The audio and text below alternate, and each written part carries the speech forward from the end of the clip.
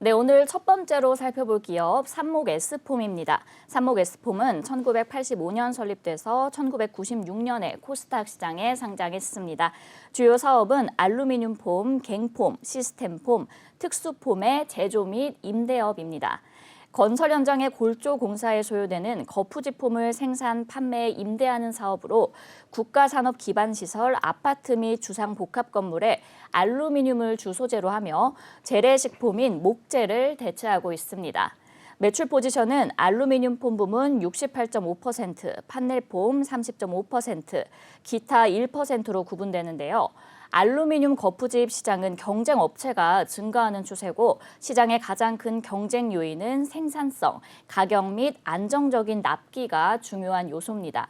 네, 이렇게 삼목에스폼 살펴봤고요. 대표님, 어떤 공시 확인해 볼까요? 네, 국내 알루미늄 거푸집 이 점유율 1위 업체죠. 삼목에스폼인데요. 오늘 공시 살펴보도록 하겠습니다. 바로 어제였습니다.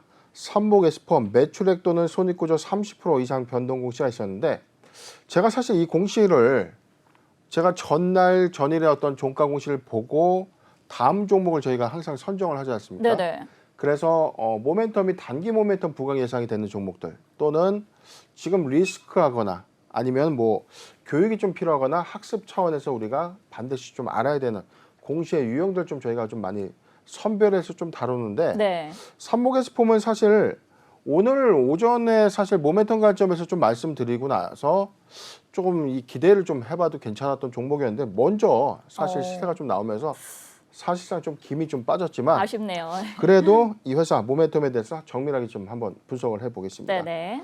바로 어제였습니다. 회사 매출액 또는 손익구조의 30% 이상 변동 공시가 있었는데 매출액 그리고 영업이익, 당기순이익의 변동폭이 30% 이상 변동이 있다면 반드시 이 공시를 의무적으로 해야 됩니다. 대규모 법인은 15%에 해당될 경우에 매출액 또는 손익구조의 변동 공시를 합니다.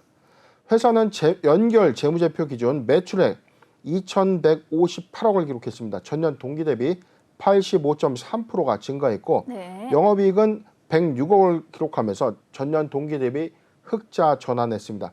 당기순이익은요 156억을 기록했는데 전년 동기 대비 2,111.2% 아주 훌륭한 호실적을 좀 기록을 했죠. 그렇죠. 매출액 또는 손익구조의 변동 원인에 대해서는요 회사는 2021년도 7월 1일자 물적 분할 흡수 합병함에 따라서 이 개별 재무제표 단기 연결 재무제표의 이 기준이 변경됐다. 이로 인해서 합병 효과에 따른 수익 상승이 있었고 알루미늄 임대 판넬의 매출 증가와 임대 단가의 상승으로 매출액과 이익이 증가했다라고 밝혔습니다. 상기 재무제표는 감사인의 감사 승인 그리고 정기 주주총회를 통해서 최종 확정될 예정입니다. 네. 다음 공시도 한번 보도록 하겠습니다. 회사 이에 따라서 현물의 배당 결정을 했는데 결산 시점에 이 확정된 이익에 따른 어떤 배당을 좀 결정하게 된 겁니다. 한 주당 배당금은 100원입니다. 시가 배당률은 0.77%로 좀 환산이 됐는데 네네. 전체 배당금의 총액은 13억 4,160만 7,300원을 책정했습니다. 상기 배당 기준일 12월 말자고요. 주주총회에서 최종 승인이 좀 완료가 된다면 4월 29일에 배당금이 지급될 예정입니다. 회사는 투자 판단 관련된 주요 이 판단 사항에 대해서 한 주당 시가 배당률 산정 기준은 종가 기준의 배당금 비율을 의미한다라고 좀 밝혔고 전체 자기 주식을 제외한 1,341만 6,073주에 대해서 배당금을 좀 지급하겠다. 상기 주주총회를 통해서 그리고 이사회 결의 후 제공하겠다라고 밝히는 공시가 되겠습니다. 네, 이 삼목에스폼 공시 살펴봤는데요. 일단 최근 실적이 흑자로 전환했다는 소식입니다. 대표님, 이 실적의 흑자 전환의 핵심적인 이유는 무엇일까요? 이 부분에 대해서는 지금 이 2020년도를 상회하는 2021년도의 이 건설 경기 그리고 분양 이 경기가 너무나 활성화됐죠.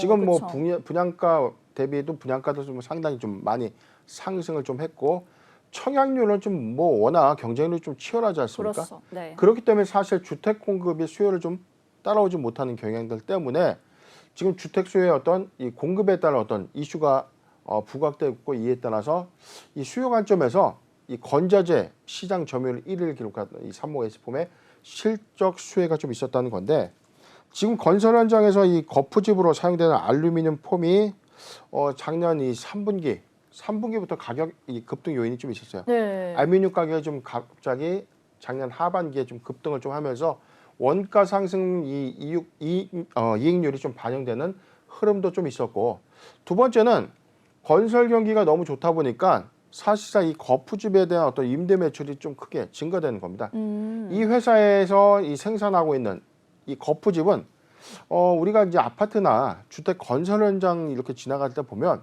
외벽, 콘크리트 외벽을 좀 둘러싸고 있는 네. 반듯한 이 사각목이라고 하죠. 뭐 겉면이 나무로 돼 있고 그 옆에 쇠로 된 틀이 있는 것도 있었고 네네. 전체가 알루미늄 틀로 돼 있는 어떤 이 구조물이 좀 있었는데 이게 건자재, 이 폼이거든요. 이 폼이 사실상 이 건설의 어떤 토목 기초에 들어가는 재료로 좀 사용되는데 아파트 같은 경우는 우리가 뭐 1층 짓고 사실 뭐 자재를 사용하는 것이 아니라 거의 뭐 20층, 30층 이상의 그렇죠. 이 층수를 올리면 올릴수록 이 알루미늄 폼은 지속적으로 들어갈 수밖에 없는 건자재입니다. 그렇기 때문에 부분적으로 그때그때 구매해서 사는 것도 있지만 공사에 대한 어떤 프로젝트 일회성으로 임대를 해서 운영하는 케이스가 좀 많기 때문에 사실상 이에 대한 어떤 분양 열기, 그다음에 공급에 따른 어떤 신도시 개발 일정의 어떤 확장세에 따라서 삼목의 스폼이 사실상 이 실적의 수혜를 좀 받은 상황이다라고 좀 보시면 되겠습니다. 네, 이 대표님께서 삼목 S폼의 실적 핵심적인 이유에 대해서 짚어주셨는데 이 방금 말씀하신 것처럼 알루미늄 가격이 이제 계속해서 신고가를 달성한 후에 상승을 하고 있습니다. 현재 삼목 S폼은 알루미늄 폼 업계 1위를 지키고 있는데요. 알루미늄 폼의 이런 품귀 현상까지 빚어지면서 2022년에도 좀 실적을 기대할 수 있을지도 궁금합니다. 네, 지금 이 실적 부분에서 지금 나와 있지만 지금 매출액 또는 손익구조 이상의 변동 공시를 보면 네. 영업이익에 대해서는 지금 106억을 좀 기록하면서 흑자 전환을 좀 했고 당기순이익의 경우에 지금 156억을 좀 기록하면서 2,111.2%가 좀 급증한 호실적을 좀 기록했는데 이게 사실상 개별적인 요건에서는 지금 3분기 이후에 실적 상승 효과라고 좀 볼 수가 있는데 최근에 주가의 어떤 상승률에 대한 어떤 이 개념이 좀 반영되는 어떤 부분들은 지난해 3분기 이후부터 좀 이 알루미늄 공급 가격이 지금 크게 상승했다는 겁니다. 올해 초까지만 하더라도 지금 6만 5천 원 단위로 한 51.5%가 좀 올랐는데 지금 런던 금속거래소에서는 톤당 2,000달러 미만에 거래되던 이 휠이 3,200달러까지 작년 10월에 지금 올라간 거죠. 네. 이 급등 효과 때문에 알폼 업체에 판매하는 자재 죄송합니다. 지금 목소리가 좀 안 나오는데 네네. 괜찮습니다. 자재 가격을 이제 2배까지 올라가면서 이 부분이 실적적인 효과에 반영이 됐다라고 좀 볼 수 있는 상황입니다. 네, 그렇다면은 저희가 이제 배당 공시를 한번 또 살펴봐야 될 것 같습니다. 저희가 조금 전에 봤던 것처럼 한 주당 100원의 현금 배당 공시가 있었는데 이 실적에 비해서 좀 금액이 아쉬운 것 같습니다. 추가 배당도 기대해 볼 수 있을지 궁금하거든요. 대표님 어떻게 보시나요? 네, 지금 손익구조를 좀 보면은 지금 단기 순이익이 156억을 좀 기록했는데 현물 결정한 이 배당금의 어떤 총액은 13억, 한 10% 정도의 배당 성향이 좀 채 안 되죠. 그렇죠. 10% 미만의 배당 성향이기 때문에 다소 좀 김이 좀 빠진 것 아닌가.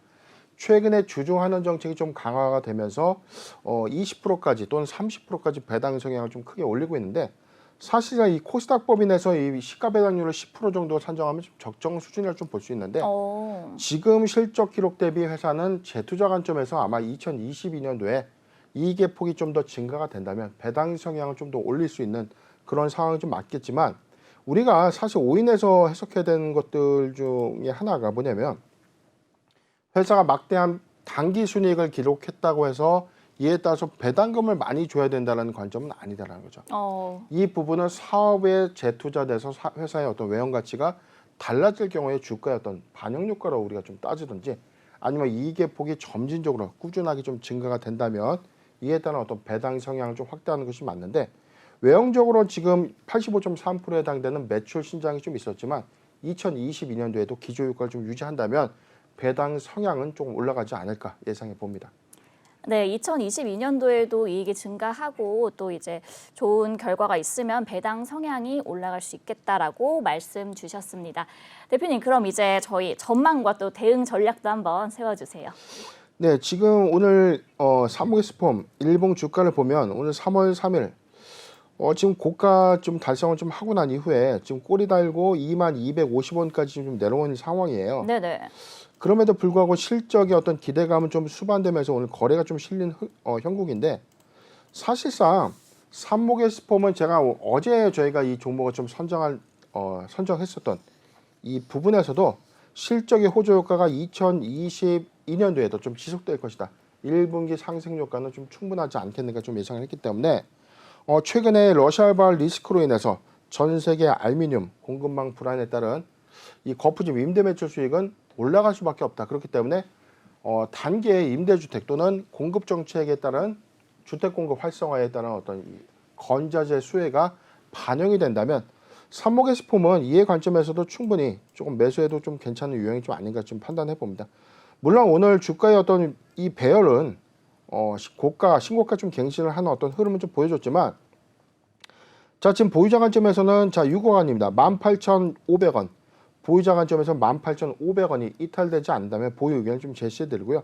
만약에 단기 급등에 따른 시세 차익 이후에 매수하기 좋은 구간 도래되는 경우에는 저는 이 구간입니다. 15,000원, 16,000원, 16,000원에서 네. 18,000원, 16,000원에서 18,000원 구간 포트 비중 5%의 분할 매수 의견을 좀 제시해드리고요. 네네. 16,000원이 하회한다면 14,500원에서 16,000원 구간은 포트 비중 10%의 추가 분할 매수 의견을 제시해 드리겠습니다. 네, 보유자 관점에서는 18,500원 이탈 시 보유를 계속하면 좋겠다라고 말씀 주셨고 매수하기 좋은 구간 16,000원에서 18,000원 5%의 분할 매수 의견 주셨습니다. 저희 이렇게 오늘 산모예스폼 살펴봤고요. 두 번째 기업 살펴보겠습니다. 두 번째 기업은 진아인 제약입니다. 진아인 제약은 1999년 설립돼서 2010년 코스닥 시장에 상장했습니다. 주요 사업은 렌즈 및 렌즈 어셈블리 개발, 제조 및 판매입니다. 주요 품목은 휴대폰용 카메라 렌즈, 지문 인식기용 렌즈, CCTV 렌즈, IR 필터 및 홀더 등으로 구성됩니다. 지난해 6월 백신 및 진단키트 관련 사업 목적을 추가해서 제약 사업에도 진출한 바 있습니다. 매출 포지션은 제품 매출 97.9%, 기타 2.1%로 구분됩니다. 실적도 한번 살펴보도록 할게요. 지난해 연결 기준 매출액은 230억 원, 영업 손실 181억 원을 기록했고요. 당기 순손실 333억 원을 기록했습니다. 매출액은 전년 대비 44.9% 감소했고요. 영업 손실은 26.9%, 그리고 당기 순손실은 21.4% 감소했으나 적자를 지속하고 있습니다. 네, 이렇게 진아인제약 기업 정보 살펴봤습니다. 대표님, 어떤 공시 확인해 볼까요? 네, 진아인제약의 경우에 저희가 지난 2월 23일에 맞아요. 2월 23일에 좀 다뤘던 종목인데 굉장히 좀 안타깝고 맞아요. 좀 이 답답한 이런 종목 상황이 좀 나왔죠. 지금 뭐냐면 사실 이 진아인제약의 이 회사의 어떤 리스크는 사실상 작년 8월부터 좀 부각이 좀 됐었고 그리고 최근 2월에는 대출 원리금의 연체 사실 발생이 2022년 2월 21일 그리고 2월 23일 이틀에 걸쳐서 이 공시가 났다는 겁니다. 그리고 2월 14일부터 지금 최근에 어떤 2월에만 지금 3번에 걸쳐서 대출 원금과 이자를 갚지 못하는 이 회사의 어떤 상황 속에서 굉장한 어떤 리스크가 좀 있었는데 2월 25일에 17회차 전환사채가 15억 원 정도는 좀 발행이 좀 됐습니다. 15억이 발행이 되지 못했죠. 페이홀딩스 컴퍼니가 납입일에 미납을 했기 때문에 회사가 자금 조달의 어떤 이 기대감마저도 모두 끝난 상황이었습니다. 공시를 좀 보도록 하겠습니다. 회사 2월 25일부터 저희가 2월 23일 날 대출 원리금의 연체 사실 공시 이후에 저희가 분석했을 때 사실상 제3자가 이 유상증자 대금과 전환사채의 어떤 납입은 좀 어려운 상황이 네. 맞지 않겠는가라고 좀 예상을 했던 게 사실상 지금 원금과 이자를 내지 못할 정도 회사의 어떤 재무 유동성은 악화가 된 상태였기 때문에 기대하지는 않았습니다. 그런데 지금 이 공시의 어떤 리스크 관련된 내용들이 좀 몇 건이 좀 있어요. 2월 25일 날 회사는 17회차 전환사채에 대해서 미발행 처리를 했는데 15억 원의 운영자금 취득 목적의 전환사채에 대해서 철회를 좀 결정을 했고요. 그리고 2월 28일이었습니다. 공시 살펴보도록 하겠습니다. 조회 공시 요구에 대한 답변, 미확정 공시인데 이게 미확정 공시에 따른 어떤 재공시입니다. 내용도 보도록 하겠습니다. 회사는 검토 중인 사항에 대해서 유상증자, 당사는 유상증자를 검토 중에 있는데 아직 확정된 사항이 없다. 지금 미확정 공시에 대해서는 대표이사 변경과 최대 주주 변경 그리고 유상증자의 결정 이 세 가지의 어떤 공시를 유상증자 3자 비전 유상증자 체결 이후에 진행하겠다라고 좀 밝혔죠. 네. 이에 대해서 아직 검토 중에 있으나 확정되지 않았다. 그리고 두 번째 전환사채권의 발행 결정. 전환사채의 발행 결정에 대해서 예전 공시사항이 있었는데 아직 추후 구체적인 사항이 확정되지 않았기 때문에 1개월 이내에 재공시하겠다. 최초 공시가 12월 24일이었기 때문에 지금 27일과 1월 27일에 답변을 했고 1월과 2월 양일을 걸쳐 이게 재공시를 한 겁니다. 네네. 중간에 어떤 변동사항은 없었다는 건데 지금 우리가 확인해 볼 수 있는 사실은 이미 2월 25일에 15억 원의 전환사채의 어떤 이 발행은 불가한 어떤 상황 속에서 바로 어제였습니다. 회사 내부 결산 시점 관리 종목 지정 또는 상장 폐지 사유 공시를 좀 했는데 내용을 보도록 하겠습니다. 회사는 연결 재무제표 매출액 238억을 좀 기록하면서 전년 동기 대비 415억을 기록한 이 매출액 대비 지금 180억 정도 매출액에 좀 감소 요인이 좀 있었고 네네. 영업 손실은요 217억을 기록했습니다. 단기 순손실 372억을 기록하면서 적자를 좀 지속하고 있는데 사실 누적 적자의 폭이 너무나 지금 큰 상황이죠. 그렇죠. 자 그렇기 때문에 어떤 이유 때문에 이 상장 폐지 또는 관리 종목 지정 사유가 발생됐는지 내용을 좀 보도록 하겠습니다. 먼저 자본 잠식률입니다. 반기에 이미 91.8%에 해당되는 자본 잠식이 이미 있었어요. 네네. 작년 8월에 반기 검토 보고서 제출 실점에 이에 따라서 관리 종목이 좀 지정된 이 사유가 좀 발생됐는데 그런데 지금 기말 기준에 자본 잠식률이 무려 409.44%입니다. 자본이 없는 거예요. 그렇죠. 네. 지금 모든 빚이 자산을 다 잡아먹은 상황입니다. 그렇기 때문에 자, 이 요건을 해서 전액 자본 잠식에 따라서 상장 폐지 사유가 좀 발생되게 되는 셈이고요. 두 번째 보도록 하겠습니다. 최근 3, 4년도에 법인세 비용 차감 전 계속 사업 손실률에 대해서 2020년도에 이미 50%를 초과한 219.99%에 좀 해당이 됐었는데 올해 2021년도 기말에는 1826.7%에 해당되는 법차선 손실을 좀 기록을 한 겁니다. 자, 이 요건도 관리 종목 지정 추가 사유가 해당이 된 셈이고 4년 연속 영업 손실에 대해서는 해당 사항은 없다. 그런데 지금 거래 정지가 좀 됐는데 두 가지 요건입니다. 한 가지는 전액 자본 잠식에 따른 상장 폐지 사유가 좀 발생됐고 네네. 법차선 손실 50% 해당에 따른 관리 종목 추가 지정 사항에 따라서 지금 주권 거래 정지가 좀 발생됐는데 내용을 좀 보도록 하겠습니다. 한국거래소 코스닥 시장 본부에서는요 기타 시장 안내에 대해서 이렇게 좀 밝혔습니다. 시장 안내 내용 보도록 하겠습니다. 진화인재와 기타 시장 안내, 상장 폐지 우려 그리고 관리 종목 지정 사유에 따라서 이 우려가 된다라고 좀 안내를 했는데 회사는 자본 전액 잠식, 자본 미달 그리고 3, 4업년도 중에 2개 사업년도에 자기 자본 50% 초과 법차선 손실 발생을 공시했다. 이래서 자본 전액 잠식과 관련해 가지고 코스닥 시장 상장 규정에 따라서 상장 적격성 실질 심사를 거쳐 상장 폐지 기준에 해당 여부를 판단하겠다. 자본 미달 관련입니다. 자본 잠식률 50% 이상에 따라서 상장 폐지 사유에 해당됐다. 그리고 자기 자본은 50% 초과 법인세, 차감전 계속 사업 손실에 따라서 관리 종목 사유가 추가될 수 있다. 네. 그러니까 두 가지 조건입니다. 자본 미달 그리고 전액 자본 잠식에 따라서 상장 폐지 사유가 좀 발생이 된 거고요. 50%를 초과하는 대규모 손실에 따라서 관리 종목의 지정 사유가 발생되는 공시가 되겠습니다. 네, 저희 진화인제약 이제 살펴보니까 해결해야 될 과제가 좀 많은 것 같습니다.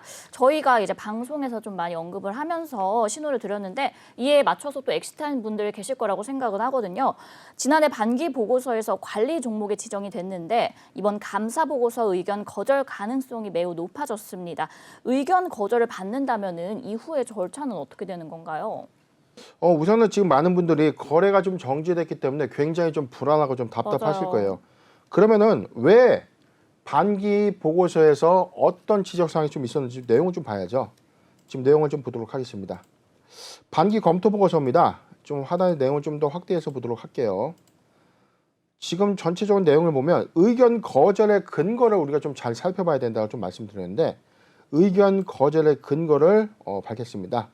주석 30에서 설명한 것처럼 매출 총 손실이 75억 원, 그리고 영업 손실이 101억, 당기 순손실이 230억.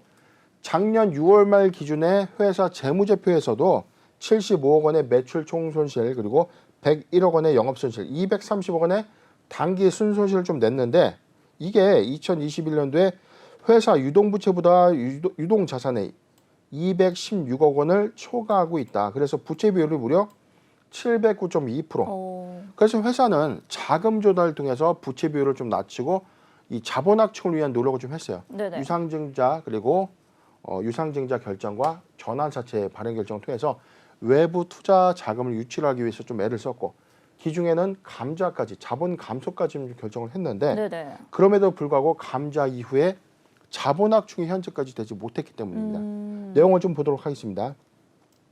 회사는 거래처의 채권의 지불 기일이 도래됐음에도 불구하고 매입 채무의 지불이 늦어지고 있다. 이게 뭐냐면 회사가 생산 활동을 위해서 먼저 물품을 받고 돈을 한 달 후 또는 지정된 날짜에 정기 결제를 하죠. 그래서 외상 매입금, 매입 채무라고 하는데 네. 지금 이 생산과 관련된 원료 대금이나 매입비를 못 주고 있는 거예요. 그렇기 때문에 지금 생산이 정상적으로 될 리가 만무하다는 거죠. 없죠. 예. 회사는 거래처의 지불 기일이 도래됐음에도 불구하고 매입 채무의 지불이 늦어지고 있고 재무상태표 일 이후에 유상증자 그리고 전환사채 발행을 예정했는데 자금 조달이 지연되고 있다. 그리고 주석 30에서 설명한 것처럼 최대 주주의 변경으로 인해서 전환사채 기한이익 상실 요건을 충족하였기 때문에 투자자로부터 상환 요청이 발생될 경우 불확실성이 존재한다. 네네. 그래서 이런 유의적인 의문을 초래하기 때문에 자금 계획과 생산, 판매 재무 그리고 경영 개선 계획의 성패, 유상증자 그리고 전환사채 발행에 따라서 이 좌우되는 중요한 불확실성을 내포하고 있다라고 좀 밝혔는데 이미 반기 보고서 내용 안에 모든 게 다 나와 있었잖아요. 들어있죠. 예. 그렇기 때문에 우리는 힌트를 이미 얻었습니다. 제가 작년 8월에 이 진화인제 이 요건을 충족하지 못한다면 2022년도 3월에 감사 의견 거절 가능성 크다라고 좀 말씀드렸던 원인인데 이미 그랬음에도 불구하고 2월에 채권의 원리금, 원금과 이자의 납기가 제대로 좀 이어지지 않은 세 건 그리고 예상했던 이 자금 조달마저 지금 전체적으로 어떤 납입이 불가한 어떤 상황들 속에서 사실상 좀 진화인 제약 의견 거절이 좀 명확해 보입니다.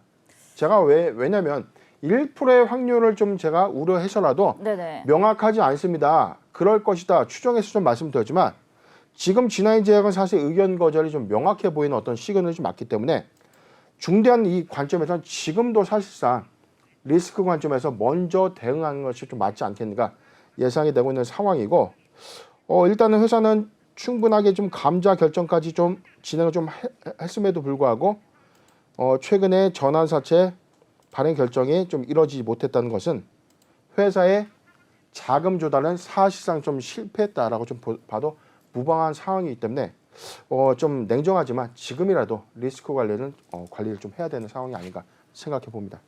네, 지금이라도 이제 리스크 관리를 좀 해야 된다라고 의견 주셨는데 이 진화인재야 급한 불 끄기에만 좀 급급한 것 같습니다. 기업의 존속 가치에 대한 좀 진지한 고민이 필요한 시기인 것 같아요, 대표님. 네, 지금 뭐 그럴 수밖에 없습니다. 지금 오늘 진화인제약은 그 거래 정지가 좀 되어 있는 상태이기 때문에 네네. 걱정이 되기 때문에 지금 이미 리스크 관리에 대한 어떤 부분에 대한 시점은 사실상 지금 뭐 사전에 우리 알려드렸던 그 시점에 뭐 탈출하지 못했다면 지금 뭐 보유할 수밖에 없는 그렇죠. 뭐 주권 거래 정지가 됐으니까요 어쩔 수 없는 상황인데 그렇다면은 지금 중요한 거는 상장 적격서 실질 심사까지 가야 되는 원인입니다. 그러면 여기서 상장 유지가 될 수 있는 방법은 사실 있어요. 없지는 않습니다. 네네. 중요한 부분은 지금 자본 확충을 하기 위해서 자금 조달을 해야 됩니다. 자금 조달을 통해서 전액 자본 잠식을 해소한다면 관리 종목으로 갈 수 있는 거죠. 네. 단서는 주권 감사 의견에 따른 어떤 의견 거절 이슈가 없다는 전제입니다. 감사 의견 거절이 없다면 그리고 회사는 자금 확충을 통해서 자본 잠식을 해소한다면 관리 종목으로서 2022년도에 다시 좀 가야 되는데 지금 저는 좀 냉정하기 조금 어렵다라고 보는 원인 중에 하나가 뭐냐면 네네. 자금을 좀 조달한다고 하더라도 지금 대출 원리금이 50억 최근 걸 좀 볼게요.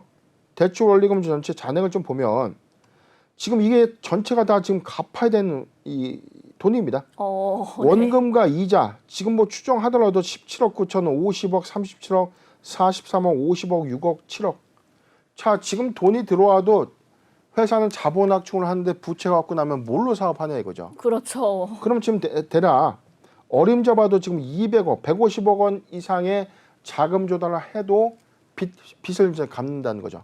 그렇다면 사업을 하기 위한 자금은 어떻게 좀 조달할 것인가? 지금 심각한 회사의 어떤 유유자금의 어떤 유출 부분인데 자산을 좀 더 보도록 하겠습니다. 지금 분기보고서 내용 한번 잠깐 좀 보고요. 좀 내용을 좀 보면은 네. 최근 분기보고서의 어떤 이 내용에서 재무상태표 잠깐 보도록 하겠습니다. 지금 현금성 자산이 5천만 원이에요. 재고자산 36억. 사실상 가치가 좀 미미할 것처럼 보여지는데 매각 예정 자산이 141억. 지금 어떤 것을 의미하는 것이 좀 나와 있는데 전체 639억 원의 이 자산은 좀 있지만 지금 유형자산 부분에 368억. 자, 여기 나와 있죠. 회사는 유형자산 368억을 좀 보유하고 있지만 아마 사채 원리금의 어떤 담보로 제공될 가능성이 큽니다.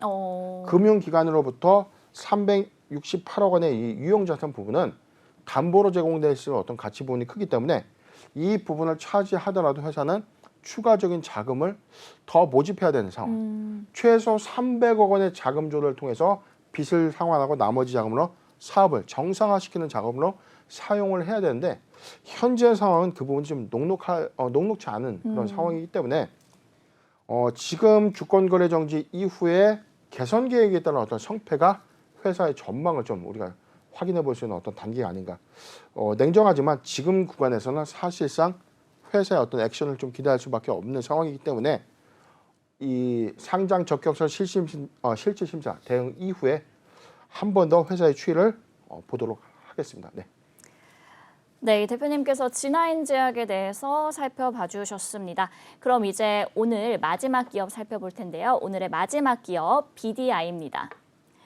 BDI는 1992년 설립돼서 2017년에 코스닥 시장에 상장했습니다. 주요 사업은 화력발전소의 보조기기 설계 및 제작, 시공, 시운전입니다. 주요 매출처는 화력발전소의 건설 및 유지 보수, 개보수 사업을 하는 한국전력의 자회사와 민간 설계, 조달, 건설 사업자 등으로 구분됩니다. BDI는 태양광 발전 등 신재생 에너지 사업과 바이오 사업을 신규 추진 중에 있으며 2020년 6월 임시 주총에서 사업 목적을 추가한 후에 미국 신약 개발 전문회사 앨리슨에 대한 지분 투자를 완료한 바 있습니다. 최근 실적은 2021년 개별 기준 매출액 680억 원, 영업 손실 320억 원을 기록했고요. 당기 순손실 355억 원을 기록했습니다. 매출액은 전년 동기 대비 65% 감소했고 영업 손실은 54%, 당기 순손실은 62% 감소하면서 적자 지속하고 있습니다.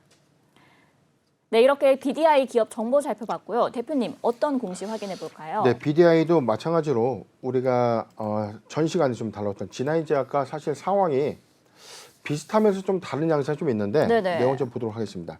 바로 어제였습니다. 회사 내부 결산 시점 관리 종목 지정 또는 상장 폐지 사유 발생 공시를 했는데 내용 보도록 하겠습니다. 회사는 개별 재무제표의 매출액입니다. 680억, 전년 동기 대비 65%가 좀 감소했고 네네. 영업 손실은 320억을 기록했습니다.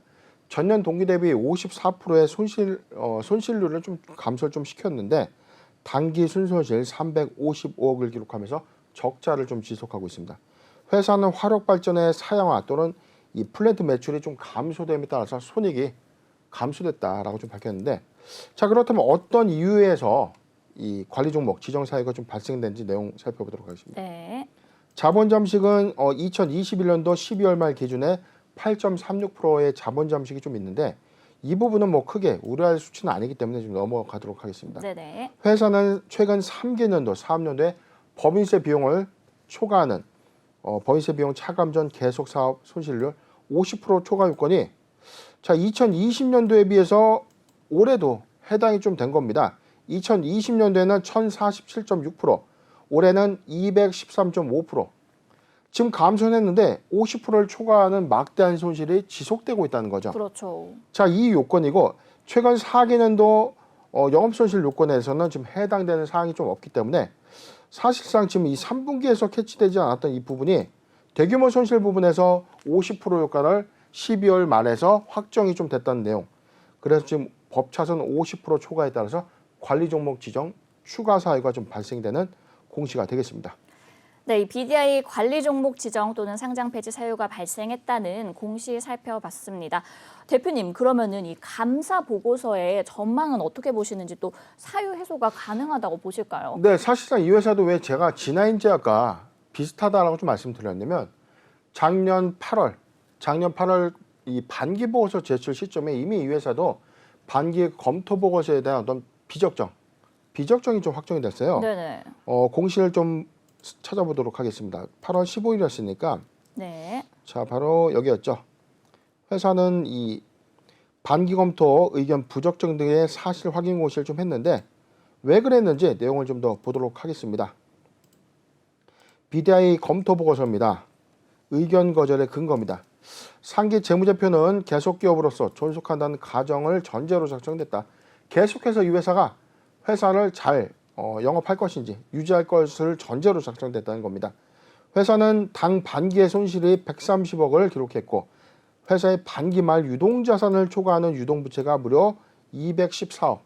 아까 G9제약의 경우에도 유동부채가 초과를 했죠. 네네. 부채 비율이 뭐 어마어마했었지 않습니까? 부의 영업 현금 흐름은 257억을 좀 기록했는데 기한이익 상실에 관련된 내용도 있습니다. 주석 37에서 언급한 것처럼 전기의 내부회계 관리주대에 따라서 감사 의견 비적정 사업보고서 제출 지연 요청에 따라서 투자주의 환기 종목으로 지정됐는데 이에 따라서 전환사채 71억 그리고 9회차 신주 인수권부 사채 106억 원에 대해서 기한이익 상실이 이미 발행됐다. 이에 따라서 일부 채권자는 갚아주세요라고 요구를 한 겁니다. 네네. 조기 상환 요청이 청구된 바 있었다.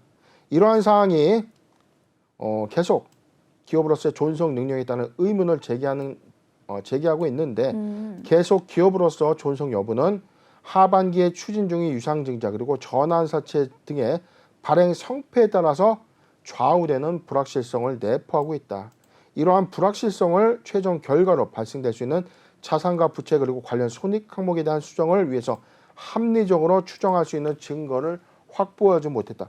조금 내용이 너무 복잡합니다. 어렵잖아요. 맞아요. 자, 이게 뭐냐면 하반기에 이 회사가 유상증자와 자금 조달을 결정했을 때 지금 결정을 했는데 이게 성공하느냐에 따라서 관건이 달라질 수 있다는 겁니다. 만약에 전체적으로 자금 조달을 원활하게 잘 유치를 한다면 네. 이에 따라서 추정할 수 있는 어떤 재무제표의 어떤 손익 수정은 달라질 수 있는 내용인데 아직 이게 될지 안 될지 모르는 시점에서는 우리는 증거, 즉 의견을 표명할 수 없다라는 이 단서적인 보고서가 좀 되겠는데 지금 전체적으로 좀 내용을 보면 기한이익 상실이 됐어요. 그래서 177억 원에 대한 기한이익 상환 이슈가 좀 부각이 됐고요. 네네. 이에 따라서 유동부채가 214억 원, 유동자산을 좀 추가하는 부채가 있었기 때문에 그런 힌트가 있었지 않습니까? 그렇죠. 171억 원의 상환 이슈가 좀 도래가 된다면 자금을 신규로 조달하더라도 상환 요구가 있었다면 이걸 갚고 나면 마찬가지로 부채 비율을 낮출 수 있는 방법이 없다는 겁니다.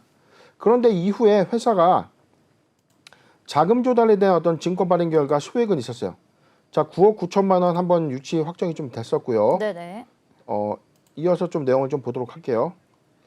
지금 전체적으로는 지금 납입된 내용들 좀 없다가 자산재 평가 부분은 자 1월 8회차 부분에 대한 70억은 아까 177억 원에 대해서 70억 원은 재매각을 한 겁니다. 네. 그렇기 때문에 상환 이슈는 도래되지 않았다라고 좀 보여지는 부분인데 그렇다면 177억이니까 110억 원에 대한 상환 이슈는 남아 있을 수 있다는 상황이죠. 2022년 1월 21일 날 발행 주식수가 정정이 돼서 101억 원의 제3자 배정 유상증자는 좀 완료를 하면서 이러한 좀 우려감은 좀 종식을 좀 시켜놓은 상황인데 네네. 그럼에도 불구하고 자 보십시오. 아까 177억에서 70억 원 제3자가 매각을 해갔어요. 그러면 110억 원에 대한 상환 금액이 남아있죠. 그렇죠. 이 부분을 아까 3자 배정 유상증자랑 상계를 한다면 사채 상환으로서 자금은 해칭이 좀 되겠지만 유동부채 비율은 어떻게 낮추죠? 자 그렇지 않습니까? 그렇다면 이 70억 원에 대한 어떤 전환 청구가 좀 있다면 전환 청구 이후에 행사가 좀 될 텐데 지금 오늘 주가 추이를 본다면 상환 요구가 추가적으로 나올 수 있는 가능성이 좀 크기 때문에 네. 부채 비율은 해소되었다라고 좀 보기는 매우 어려운 상황으로 좀 추정이 되는 상황입니다. 네, 대표님, 그럼 이제 저희가 또 앨리슨 파마스티컬 이야기도 빼놓을 수가 없을 것 같아요. BDI가 이 앨리슨 파마스티컬 지분을 인수하고 그리고 이제 글로벌 데미몬 파마의 지분을 인수하면서 바이오 사업 부문으로 이렇게 좀 확장을 하려는 움직임을 보이고 있는데 사실 이 바이오 산업이 좀 개발비가 많이 들잖아요. 그렇죠. 네, 그래서 이거를 좀 감당을 할 수 있을지도 궁금하거든요. 네, 제가 항상 조심해야 되는 종목 그리고 우리가 리스크 관점에서 항상 우리가 좀 걸려야 되는 종목들에 대해서 좀 말씀드렸던 부분이 네네. 주력 사업을 기반으로 해서 탄탄한 바이오의 신규 사업을 가져가는 회사들과는 좀 다른 양상이다. 그렇죠. 이 회사는 지금 주력 사업에서도 대규모의 어떤 이 부채 비율을 초과하는 부분과 지금 이미 실적 부분 잠깐 보면 아까 나와 있었지 않습니까? 지금 개별 기준에서 680원, 영업 손실 320억이라는 건 600억, 680억의 절반에 해당되는 이 손실이 난다는 것은 장사를 하면 할수록 손실이 좀 지속되고 있는 상황이지 않습니까? 그렇죠. 이거는 지분 투자의 어떤 개념이 손익 구조에 반영되는 단기 순이익 또는 순손실 부분과는 좀 다른 양상입니다. 영업 활동과 직접적인 어떤 관련을 따지는 영업 손익 부분에 대해서 이미 매출액 대비 절반 이상에 해당되는 손실이 좀 난다는 것은 사업 구조의 개편이 좀 재편이 좀 필요한 상태에서 지금 주력 사업마저도 잘 운영이 되고 있지 않은 상태에서 지분 투자를 통해서 좀 바이오 사업을 한다. 근데 최근에 또 뭐 보도자를 통해서 제로화될 수 있는 어떤 기사들만 좀 남발되고 있는 상황이지 않습니까? 그렇습니다. 최근에 뭐 지금 이 앨리슨의 이 미국 증권거래위원회에 이 IPO를 좀 준비한다 479억 원의 자금을 조달할 것이다. 그리고 이에 따라서 100만 달러를 라이센스 계약을 통해 뭐 파이프라인을 좀 확대하고 연구개발비를 확충해서 사용하겠다라는 이야기만 좀 나오고 있지 아직까지 확정되지 않았던 거죠. 네. 자, 이런 부분들이 냉정하게 회사의 감사인의 관점에서 얼마만큼 회사 영속성을 가져가는 판단 부분에 중요한 포인트에서는 많이 비껴가지 않았나. 그럼에도 불구하고 최근까지 좀 보면 앨리슨뿐만이 아니죠. 최근에 뭐 글로벌 데미몬 파마를 통해서 방광암 진단 시약의 이 국내 도입을 통해서 시장을 뭐 개척하고 이에 따라서 김돈기 뭐 상임 고문을 영입하겠다. 그런데 이게 사실상 지금 시장에서 보는 관점, 신뢰성의 훼손 관점에서 본다면 주력 사업의 어떤 중단 이슈가 있음에도 불구하고 바이오 사업의 어떤 가능성을 이야기한다는 것은 상대적인 모순에 좀 불과하기 때문에 저는 사실상 2021년도 8월부터 반기 검토 보고서에서의 어떤 리스크 우려감을 이미 이야기해드렸고 한 7차례에 걸쳐 BDI 종목은 제가 지속적인 어떤 점검을 해드렸기 때문에 네네. 충분히 해치할 수 있었다라고 좀 판단해 보는데 자, 오늘 차트 좀 보면 가격 제한폭까지 하락한 29.7%, 910원에 지금 마쳤습니다. 이 내용들 자체는 이미 8월 달에 좀 이야기가 충분했었다는 거죠. 네. 자, 8월 달까지만 하더라도 이미 주가의 어떤 반영 부분은 자, 지금 구간과 지금 구간의 어떤 갭은 3배 가까이 어떤 주가의 어떤 하락 갭을 가져왔다는 어떤 표면 부분에서 사실상 주가 지금 뭐 바닥권 구간까지 있지만 전원 추세적인 어떤 추가 하락은 배제할 수 없다라고 좀 봐요. 좀 잔량 잠깐 보겠습니다. BDI 오늘 지금 한가 잔량 지금 160만 주 정도 더 남아 있는데 네. 내일까지 시세에 좀 영향을 좀 줄 것이기 때문에 내일 저가 구간이니까 단타라도 좀 한번 들어가 봐야지. 자, 큰일 나는 겁니다. 그렇죠. 안 됩니다. 자, 리스크 관점에서 회사의 어떤 투자적 관점에서의 리스크는 지금 감사 의견에 따른 어떤 리스크마저 부각되고 있다는 점. 만약에 매수를 하더라도 감사 보고서에 따른 어떤 결론 부분을 보고 매수해도 늦지 않다. 그래서 저는 지금 보유자 관점에서의 어떤 의견을 드릴 수밖에 없는데 네. 지금은 리스크의 선행 대응이 좀 필요한 시점이 맞다. 많은 손실을 내포한다고 해서 다시 반등을 주면 팔아야지라고 좀 기다리는 것보다는 좀 냉정하지만 리스크 관점에서 철저히 좀 대응하시길 권고드리겠습니다. 네. BDI 리스크 관점에서 좀 철저히 대응했으면 좋겠다라고 의견 주셨습니다.